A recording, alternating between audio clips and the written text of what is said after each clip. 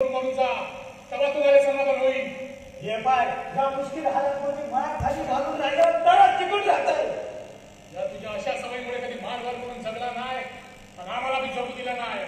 अरे तू संसार काय केलं नाही आणि मला बी काय करू दिलं नाही. रोजंदारी महत्वाची पोटासाठी. रोजंदारी नाही तर पैका नाही. पैका नाही खायले नाही. खायले नाही भीक मागा नाही तर चोरी करा नाही तर भरून जाय.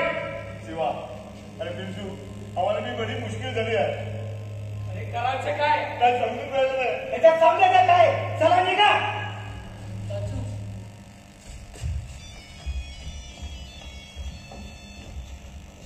आता बघ आम्ही ठीक आहे.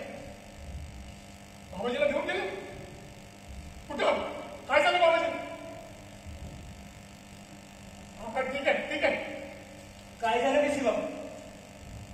अरे बाबाजीला घेऊन गेलो अम्मा बोलून ती किती ऐकलीच आहे का.